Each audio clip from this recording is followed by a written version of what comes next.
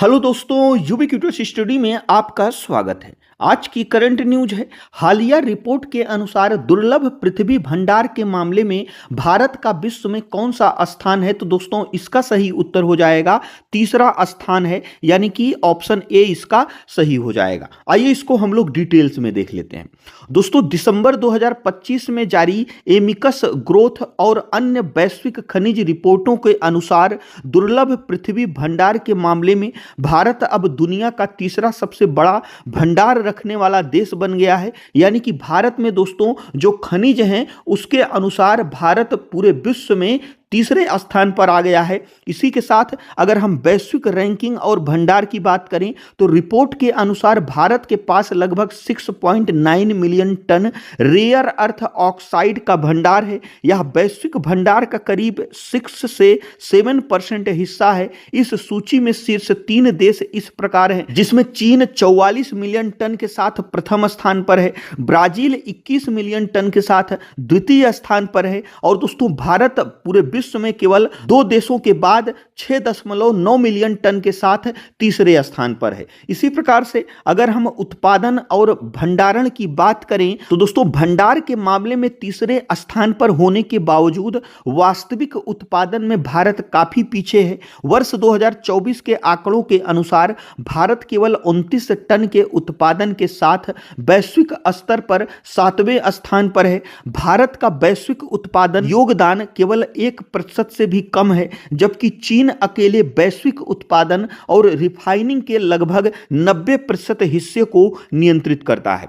दोस्तों भारत में प्रचुर भंडार के बावजूद उत्पादन में पीछे क्यों है? तो उसके पीछे मुख्य रूप से 5 कारण हैं। अगर हम पहले कारण की बात करें तो पहले कारण में दोस्तों आता है थोरियम। थोरियम क्यों आता है? क्योंकि दोस्तों जो खनिज भंडार है भारत में उसमें दोस्तों थोरियम भी मिला हुआ है और थोरियम एक परमाणु ऊर्जा है। ठीक है, परमाणु ऊर्जा है, इसीलिए दोस्तों इसके खनन के लिए बहुत सारे सरकारी नियम कानून है, उसको फॉलो करना पड़ता है। इसीलिए निजी कंपनियां ज्यादा इसमें इंटरेस्ट नहीं दिखाती हैं। इसी प्रकार से दोस्तों दूसरा जो है वह है तकनीक। जब कोई खनिज का खनन होता है तो उसमें तत्व के साथ बहुत सारे जो है मिट्टी या फिर और सारे खनिज इसमें मिले होते हैं। इनके दोस्तों शुद्धिकरण के लिए बहुत ज्यादा खर्च आता है। चूंकि भारत में अभी आधुनिक तकनीक नहीं है इस मामले में, जो अगर हम चीन की बात करें तो दोस्तों चीन इसमें अग्रणी है, जिसका 90% हिस्से पर जो है इसका नियंत्रण है। इसीलिए दोस्तों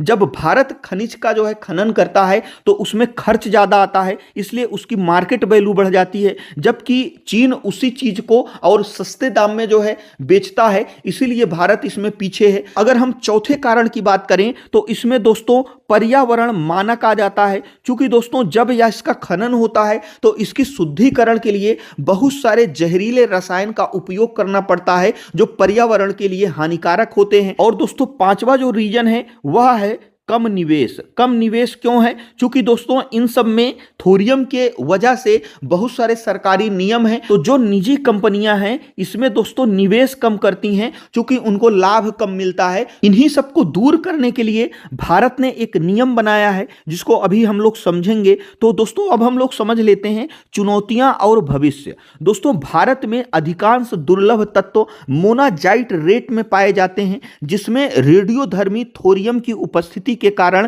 खनन और प्रसंस्करण अत्यधिक जटिल और नियामक बाधाओं से भरा है, जैसे हम लोगों ने अभी इसके बारे में चर्चा किया। तो दोस्तों इन्हीं सबको दूर करने के लिए राष्ट्रीय महत्वपूर्ण खनिज मिशन शुरू किया है। और अगर हम राष्ट्रीय महत्वपूर्ण खनिज मिशन की बात करें तो भारत को लिथियम और रेयर अर्थ एलिमेंट्स जैसे रणनीतिक खनिजों में आत्मनिर्भर बनाने हेतु 16,300 करोड़ रुपए की सरकारी योजना है। इसका लक्ष्य घरेलू खनन को बढ़ावा देना, आयात निर्भरता कम करना है और 2030 तक हरित ऊर्जा व रक्षा आपूर्ति श्रृंखला को सुरक्षित करना है। इसी प्रकार से दोस्तों यह हमारा आज का करंट अफेयर्स था। जो हमारा आज का क्वेश्चन है वह है हाल ही में राष्ट्रीय विज्ञान पुरस्कार 2025 में विज्ञान टीम श्रेणी में किस मिशन को पुरस्कृत किया गया? तो इसमें से कौन सा ऑप्शन सही है हमें कमेंट बॉक्स में जरूर बताइएगा। और दोस्तों यदि वीडियो यूजफुल लगा हो तो हमारे चैनल को जरूर सब्सक्राइब करिएगा। वीडियो देखने के लिए आपका बहुत बहुत